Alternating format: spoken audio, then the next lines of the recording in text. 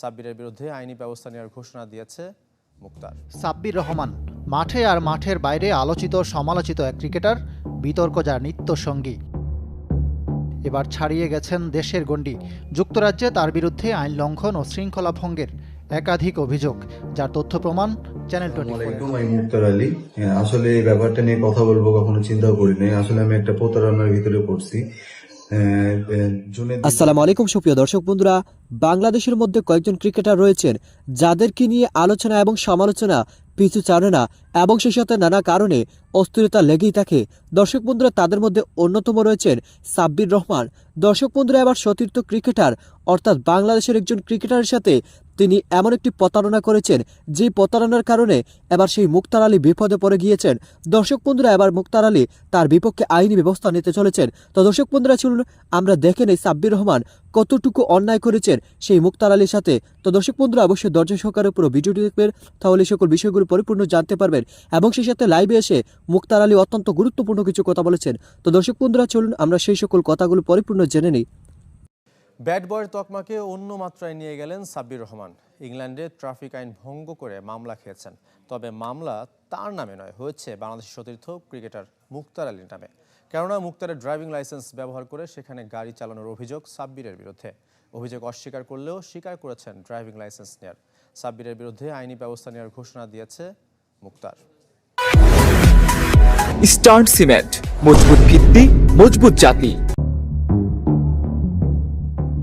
সাব্বির রহমান মাঠে আর মাঠের বাইরে আলোচিত সমালোচিত এক ক্রিকেটার, বিতর্ক যার নিত্য সঙ্গী।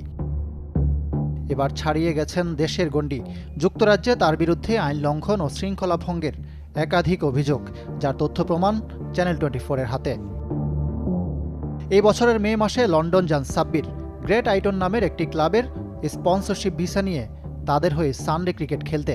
প্রতি বছর এপ্রিল থেকে সেপ্টেম্বরে এই ধরনের উইকেন্ড ক্রিকেটের প্রচলন আছে যুক্তরাজ্যে। খেলা শুরুর পরপরই সাব্বিরের বিরুদ্ধে শৃঙ্খলা ভঙ্গের অভিযোগ তুলে চুক্তি বাতিল করে ক্লাবটি। তারপর এভিলি ক্রিকেট ক্লাব নামে আরেকটি ক্লাবের হয়ে খেলেন সাব্বির। নিয়ম অনুযায়ী ক্লাব কর্তৃপক্ষ অপরাধের ধরন প্রকাশ করে না, তবে ইমেইলে ক্লাবটির ক্রিকেট সেক্রেটারি মিশেল রিকেটস নিশ্চিত করেছেন, শুধু চুক্তি বাতিল নয়, সাব্বির যাতে যুক্তরাজ্যে আর কখনো এই ধরনের কাজ করতে না পারে সে ব্যাপারেও সতর্ক থাকবেন তারা। তবে সাব্বির রহমানের বিরুদ্ধে ভয়াবহ অভিযোগ মাঠের বাইরের কর্মকাণ্ডে, যেখানে জড়িয়ে গেছেন আরেক ক্রিকেটার মুক্তার আলী। মুক্তারের দাবি, তার ড্রাইভিং লাইসেন্স ব্যবহার করে ইংল্যান্ডের ট্রাফিক আইন ভেঙেছেন সাব্বির। জুনে একবার গতিসীমা লঙ্ঘন, আরেকবার করেছেন অবৈধ পার্কিং। নর্দাম্পটনশায়ার পুলিশের নোটিশও পৌঁছে যায় সাব্বিরের দেয়া ঠিকানায়। জরিমানার অর্থ পরিশোধ না করায় হয়েছে মামলাও, তবে সেটা মুক্তারের নামে। কিন্তু কিভাবে সাব্বিরের কাছে গেল মুক্তারের লাইসেন্স? সাব্বির রহমানের সাথে কথা হয়, তো সে আমাকে হুট করে বললো, আপনি কি ইন্টারন্যাশনাল লাইসেন্স করছেন? আমি হ্যাঁ, আমি লাইসেন্স করেছি। তাই আমি বললাম কেন? তো বললো যে আমার লাইসেন্সটা কেমন বুঝতেছি না, আপনার লাইসেন্সটা একটু দেন তো আমি দেখি। প্রথমে আমি তাকে কোনো লাইসেন্স দিই নাই। পরবর্তীতে সে আবার আমাকে মেসেজ দেয় যে কি ব্যাপার, 2 দিন হয়ে গেলো ভাই, আপনি এখনো লাইসেন্স দিলেন না আমাকে। পরে আমি তাকে আমার লাইসেন্সের পিকচার পাঠাই। পরে পিকচার পাঠানোর পর আমি তো আর কিছু জানি না ব্যাপারগুলো। পরে আমার হঠাৎ করে এক বড় ভাই সাংবাদিক আমাকে পুরো একটা ডিটেলস পাঠালো যে আমার লাইসেন্সের এগেনস্টে কেস হয়েছে।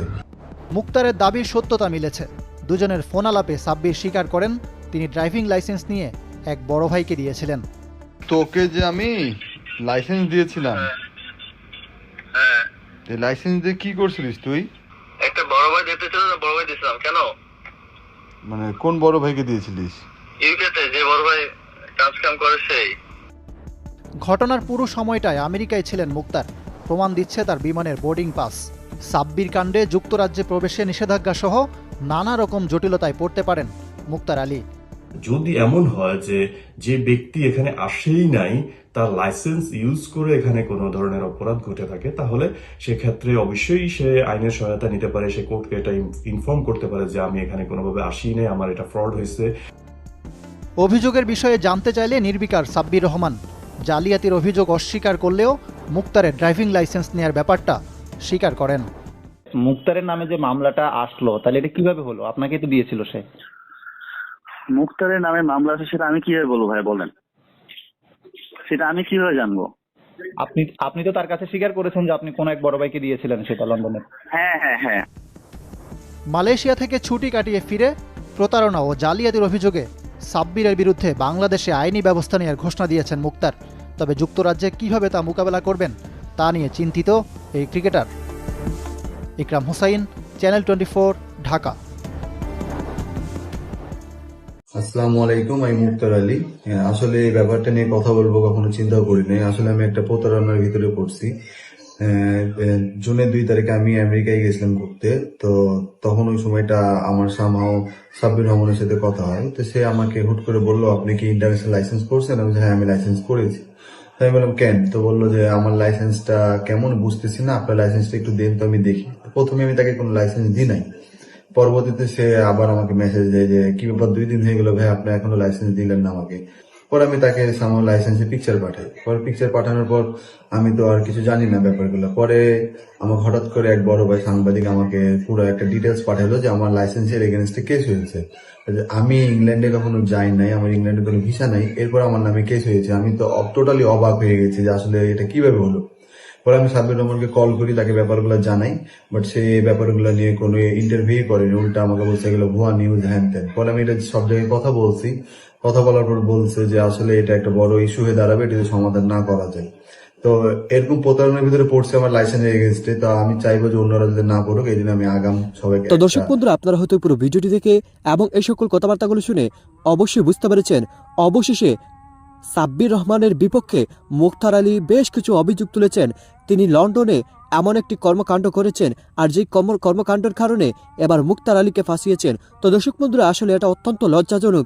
একজন ক্রিকেটারের এরকম যদি পরিস্থিতি হয়, একজন ক্রিকেটার যদি এরকম করে, তাহলে বাংলাদেশের সাধারণ মানুষেরা কি করবে এবং যারা বাটপার রয়েছে তারা কি করবে? তো দর্শক বন্ধুরা, আপনারা এই পুরো ভিডিওটি দেখে এবং এই সকল নিউজগুলো শুনে আপনারা কি বুঝতে পেরেছেন? তাহলে কি সাব্বির রহমানের বিপক্ষে অতি শীঘ্রই ক্রিকেট বোর্ড থেকে কঠিন পদক্ষেপ নেওক? অবশ্যই কমেন্ট করে জানিয়ে দিবেন। তো দর্শক বন্ধুরা, ভালো থাকুন, সুস্থ থাকুন। আল্লাহ হাফিজ। আসসালামু আলাইকুম রহমতুল্লাহি ওয়া বারাকাতুহু।